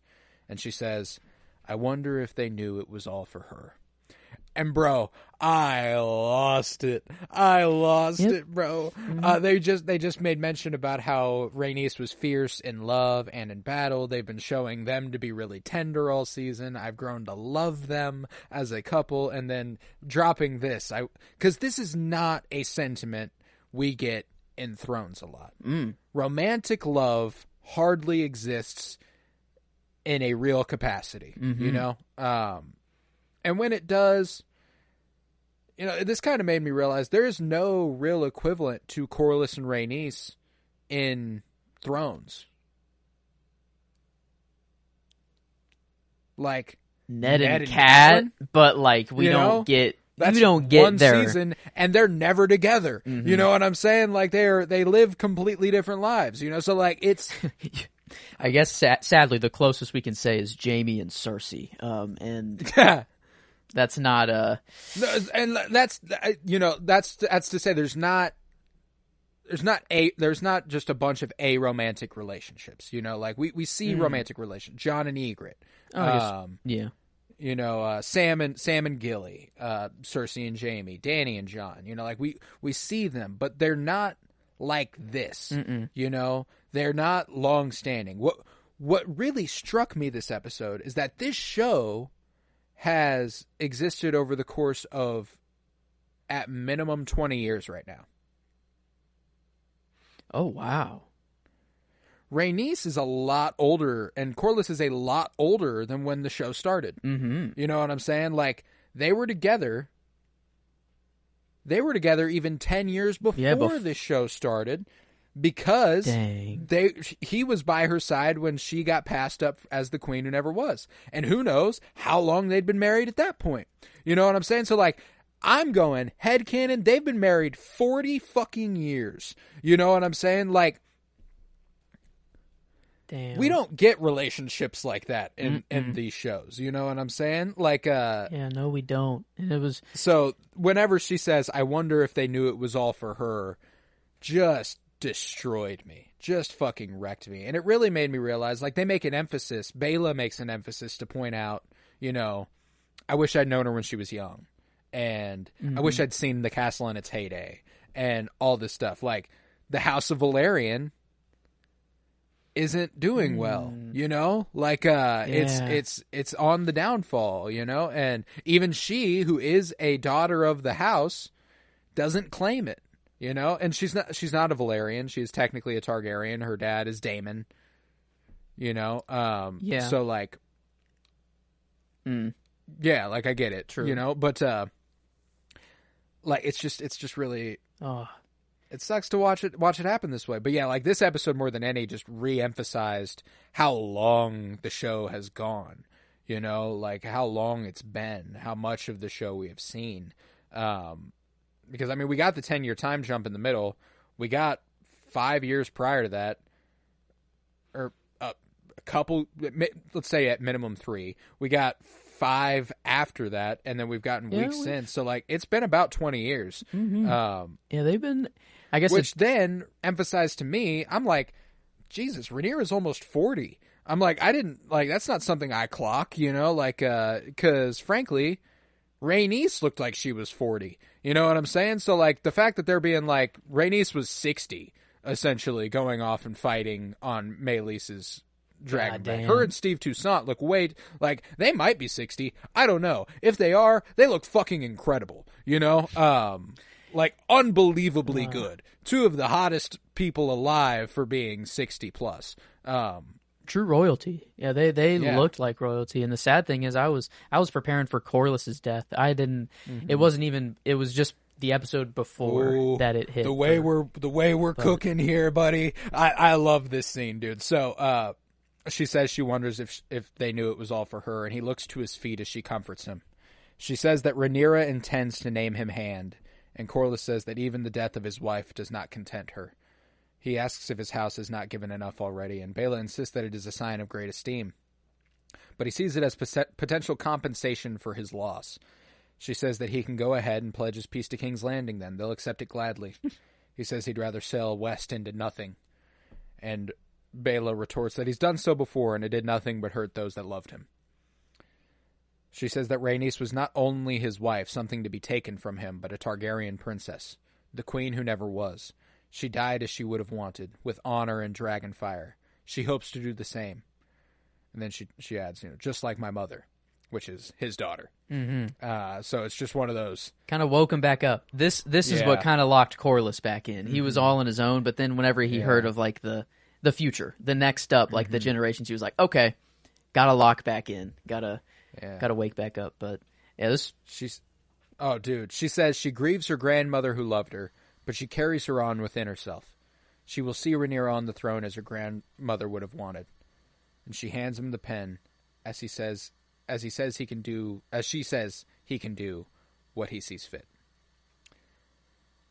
And he realizes, along with us and Rhaenyra, that she is the spitting image of her grandmother, essentially. Like, this played exactly like the scenes Rhaenys had with Corlys earlier in the seasons. Like, whenever she would sway him to see what was right, it played exactly like that. Obviously, without any romantic tension or anything. Yeah, but, like, totally. the tone is the same, you know? Like, I understand where you're at.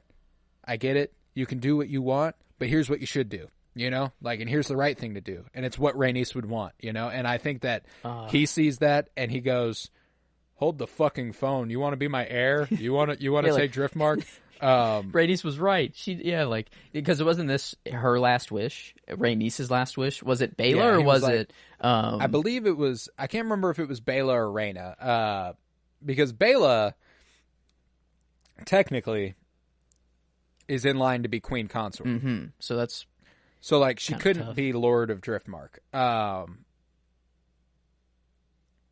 think it was Rhaena. I think it was Rhaena, because I thought that it was maybe trying to get her to not leave and go to the Vale and stay here to stay in Driftmark or whatever. But yeah, I mean, it was funny where he was like, "Oh, damn, no, you are." I would name you heir. Yeah, you down? Like straight up. And she's like, sorry. And she's like, nope, I'm blood and fire. And Driftmark must pass to Salton Sea. And he sits upon his throne later, contemplating. He looks down to the pin in his hand and makes a fist around it, assured in his duty and honoring his late love. At least that's how I read it. Yeah. I assume I'm right there. It felt like it. Felt like if he was on his own and just this conversation wouldn't have been had, he probably would have got on a boat and just gone. Yeah, gone. You know, dude's gone. But now locked back in, realizing what he's doing it for. Yeah, we back. Yeah, we back. It was all for her before, and now moving forward, it's now it's have to fight in her memory. You know, which I was so thankful for, dude. Like, I was so worried. Last week, I think I even expressly said that, like, Corlys is going to shut down. Like, there's not going to be, he's not going to come back because Rhaenys was his conscience. She kept him steered on the right path. I didn't even think that because she was his conscience, he would honor her memory. Yeah. You know, like, which that's why these people are writing the show and I'm not. You know what I'm saying? Well, it could have gone either way. I guess, like, it's just that's one. It was his gut instinct. It's what he wanted to do. So, like, wasn't entirely wrong, but, like, I was glad somebody steered him in the right direction because that is what I want. You know. Yeah. But back home, Alfred visits Rhaenyra, who sends him to Harrenhal. He asks if she is sending him away. And this was the part that, like, Emma Darcy, like, cinched her performance nod for me. It's kind of the exasperated chuckle they let out whenever he's like, "Are you sending me away?" And they're like, "I mean, yeah, you've been a fucking pain in the ass." Won't lie. You have sucked a lot, but no, I mean, this is an important. You know, it's like it's where you're needed, and like I loved it, and it's just like the performance they give later on with Jace, like the last line of the episode, whenever she's like, "It's a mad thought," you know, like there's something about them that is so evocative. I love the way they play Rhaenyra, but you know, she says it's where he is needed, not strictly wanted. He is to report on Daemon's doings, his intentions, and he questions this, like, his intentions. She says, "Yeah, he's raising a host. I want to know if it's for me or for him." And he insists that he wouldn't dare, but Rhaenyra says, "You know, Daemon, has he ever lacked in daring?" You know, there's nothing in her history of knowing Daemon that would indicate to her he would not be raising a host for himself. Yeah. And there's like, the tone of this is hard to read. I really like this scene because I think it's a great choice by Rhaenyra. I think it's a gamble she has to take. You know, it's a sign of trust in Alfred. She is sending him to a man who she is certain wants to fight against her. Or wants to raise his own host. She's telling Alfred, "I trust you enough to go and not betray me." You know, like, it is a test. It's a test, but it's also it's a big vote of confidence. You know, like, I trust you. You will come. And I think he senses that, you know, he's like, "All right, Your Grace." And he like turns and he's like, do you have a message for him or anything? You know, like, there is a little bit. So, like, it's tough to tell if he will ultimately switch sides a little bit, which I would not be surprised by. But this conversation does give me hope that maybe it's reinvigorated his faith a little bit. And that maybe he sees her as honorable where Daemon clearly isn't, and maybe that's more important to him. Because I was theorizing that maybe Daemon has already been plotting and these guys are waiting for the right moment to put Daemon on the throne. But now him being like shocked, him being like, you know, his intentions, like, what do you mean? And he's like, oh, he wouldn't. What the fuck are you talking about? He wouldn't dare do that. At least it could be like covering it up, and, you know, he's just covering it up that they. I didn't read it. No, it seemed genuine. It seemed very, very genuine. Which was encouraging, you know, like, I don't fucking like the guy. In fact, he's been like my second least favorite character throughout the season, besides Kristen. And this was the first time I've ever been like, okay, you know, you are a misogynistic piece of shit, but you never even thought about betraying Rhaenyra. You know, like, that was never even a possibility in his head. You know, like, it was just, we do what we do, she does what she does. You know, and, you know, like, there are other issues I take with that entirely, but I'm glad to know it was never even on his mind that they might seat Daemon on the throne, which is encouraging, which is the bare minimum, but it is encouraging. But True. If you do swear, she says, bend the knee. That is step number 1 to be loyal. Yeah. But she says she would like to finish their last conversation. And that's the last thing she says. But Rhaenyra stands by the fireplace and sits as her hair gets brushed, and in King's Landing her envoy arrives, speaks to a city watchman who thought Mysaria was dead. He leads her through the gate, despite most trying to get out these days, and she heads for a former associate. She welcomes her in. Later on, Rhaenyra reads through books as Jace arrives home. She is looking at a page about Visenya Targaryen, Vhagar's first rider and the first wielder of Darksister. Is there something I'm missing here? Oh, that's Daemon's sword? That's Daemon's sword, yeah. It felt like there was a point that they were trying to make. Because even Jace says, I hope you're not trying to use this as an example or something she was like a that. warrior. So... She fought. So saying, Rhaenyra I hope you're not looking to... I hope you're not looking to pick up a sword and go fight in battle. Okay. I thought it was more of you knew I did this on my own. I hope you're not trying to use this as an example to teach me a lesson or something like that. No. I think it's more, I hope you're not looking to follow in her example. That makes more sense. Yes. Yeah, okay. And she questions, why shouldn't I? And Jay says, it was a long time ago, kind of being like, it was a time when women could do things. And she asks what the reception at the Twins was like. And he says the phrase "wish for Harrenhal" at war's end. And she commends him. She is proud of his great service. And he asks why she looks so angry then. And she stomps away and confides in him in what he had confided in Baela earlier.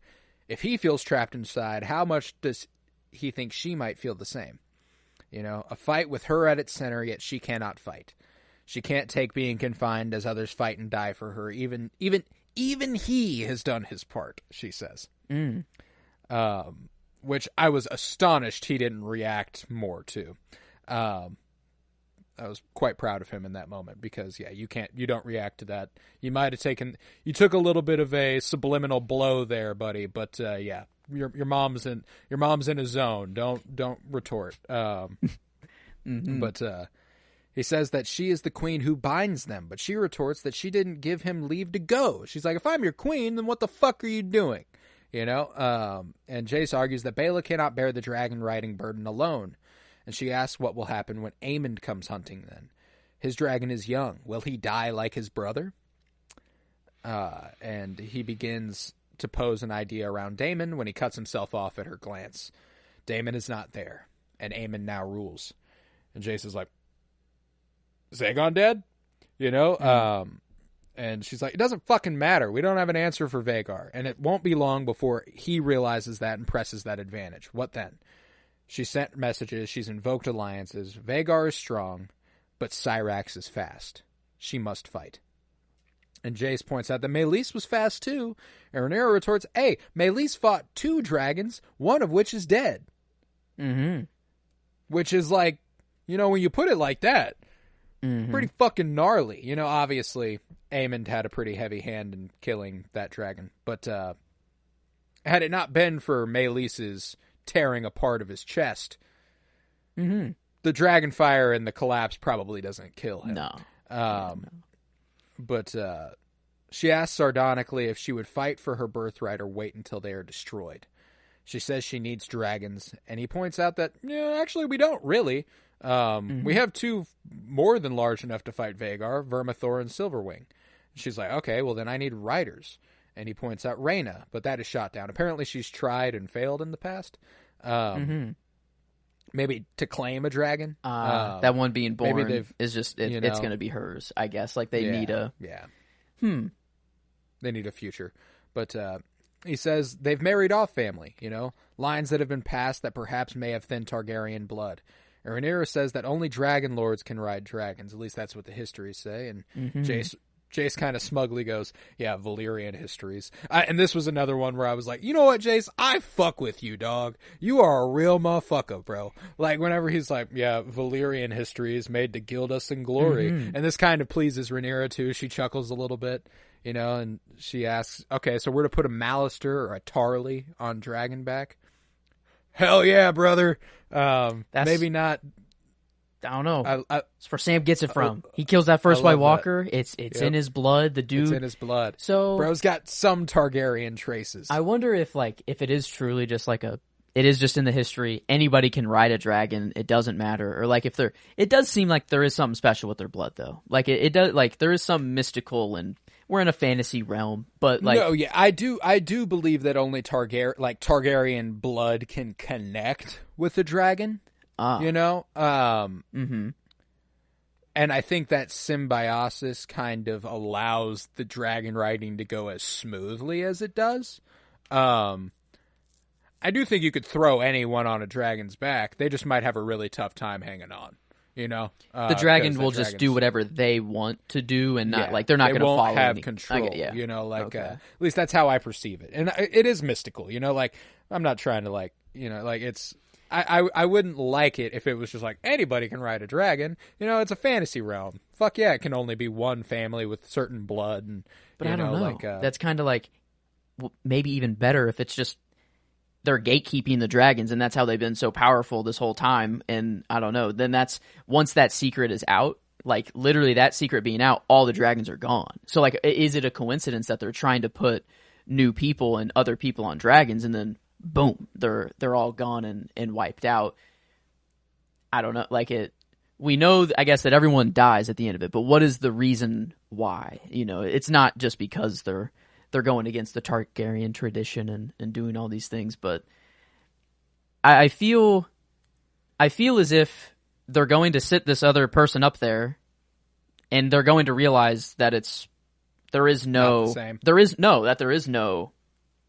Oh, problem. Like, yeah, that it is just anyone could actually do it. It's just that the dragon has to be in like they just have to be cool with it. Like, it's just, if the dragon's cool with it, it's whatever. I feel like the fantasy thing that I feel like they are backpedaling on it. Like, that it is not like that it's been a rule before, a rule. I would agree with that if they weren't seeking out people who do have Targaryen blood. Well, this is just like maybe the first step along the way is like, oh, this worked.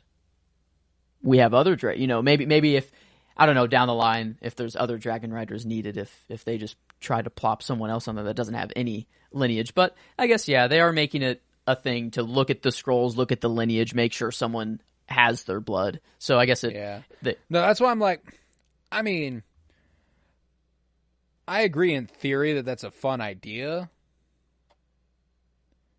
I mean, and if they do, I need there to be a direct causality between that and the fall of the dragons. You would want the fall of the dragons to be because of that? To be because of that. Because I guess I see it as like anyone can be a Jedi. They don't have to be a Skywalker. You know, it's kind of like that. But we are in a different. This isn't just like a mythology. Yeah, it's not like that's. I'm like there. I love the idea of there being a mystic tie between a species and a family. You know, like if they dispel that notion, if they dispel that myth, it's fine. I wouldn't want them to do it so explicitly, you know, like I wouldn't want them, but the way to do that, I think if they do, is to show that once they start broadening the horizons, it does slowly cause more. I mean, like the more people that are riding dragons, the more dragons that go and fight, the more dragons that die. You know what I'm saying? Yeah. Like, it's just how it's going to work. So like, oh man. Yeah, it's not good. They're building it up to just be an all out. That's all. Boom. Oh, that's what sucks is we know it doesn't end well. Yeah. Like, the throne rooms used to be lined with dragon skulls, and they started huge and they got fucking tiny, no bigger than your fist. You know, like dragons, they stop growing. Fuck. Yeah. And we'll get there at one point. Who knows? Maybe it's a later season. Maybe we got more time to cook. I don't know. But we don't have much.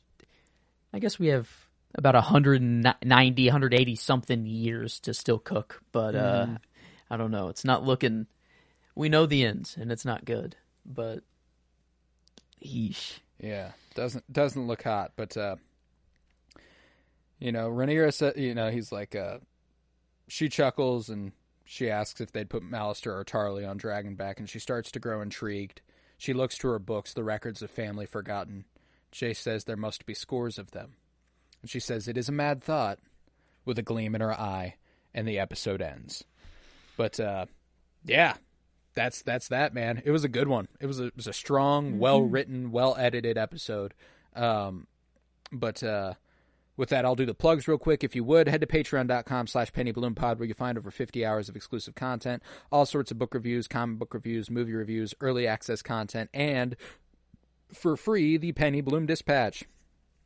That's a more timely, segmented show about all sorts of topics, entertainment, sciences, politics, anything. And that's for free. Like I said, over there, you can get that for free. Everything else will be $1.50 a month, where you can support the podcast financially. Patreon.com/PennyBloomPod. Head to Twitter, follow at PennyBloomPod, follow on Instagram at PennyBloomPodcast, along with TikTok at the same handle. Twitter is where you can find any and all news on what we're going to be up to. We've already had some changes of heart about Cinema Surprise, and how we've already recorded all our Cinema Surprise episodes, and at the end of Cinema Surprise, we'll be like, okay, so next season, Cinema Surprise will be on its own show. It won't be up. That's not true. That's not true. So, Cinema Surprise will be on Penny Bloom Pod. And that's kind of how it's going to go. But we're having some fun this week. Will bring us the likes of Joseph's fourth choice, which was Arrival. Arrival. Mm-hmm. Yeah. Wow, we're actually there. Good one. Okay. Good one. Yes, that was a strong choice too. That was a fun one. So Arrival is this Friday. This Wednesday we will be doing our Star Wars podcast Fulcrum, where we will be covering the finale of The Acolyte, and I'm very excited for that. If you're a Star Wars fan, stick with us there. After The Acolyte, we are going to be doing a Rebels rewatch, and I'm so very excited for that. But yeah, leave a 5-star rate and review wherever you might be listening, and download. Now let's rate this bad boy. How are we feeling, enjoyment-wise? The lowest we've given anything so far, enjoyment, was an 8.75, and I don't think anyways I was up that high. It's not. I feel like it just kind of around an 8 flat. Yeah, just kind of. Yeah. I'm cool with that across the board. 8, honestly. Yeah, I mean, it didn't really elevate, but 7 is the good mark. It's better than fucking that. Episode. Yeah, it's way better than average, but just it never quite elevated beyond that. I don't know. And no, it's a good fucking episode, man, and I think that's as simple as it gets. You know, it's well shot. You know, it wasn't as excitingly shot as Claire Kilner's earlier episode this season, which stood out to me. I got really excited when I saw it directed by Claire Kilner, because I love her work on the show, and there are still some very elegantly done scenes. You know, and there's some very pretty shots. You know, I love Aemond in the throne room, and I love. Rhaenyra and Mysaaria's conversation where she's looking to the dragon skull in the next room, and it's good looking, you know, but it's super well edited. The editing was pristine, and that's something that I really appreciated. But yeah, I don't know. Yeah, 8s across the board then. Pretty simple math there. Yeah, good old 80. And if that's the low point of the season, you know, that's a pretty good sign. Something we can be happy we're with. operating at a good pace here. Good clip. But then with that, we will conclude this episode of Fire and Bloom. We have reached the halfway point of the season, and we will be pushing on next week with Season 2, Episode 6. And I'm so very excited. Stick with us. You will not be disappointed. I was Colton Robertson. I was joined by Joseph George. Thank you very much, homie. Thank you for having me. It's always a pleasure to be here. Oh, and it's always a pleasure to have you. And remember, peace, love, and bloom. And I wonder if they knew it was all for her.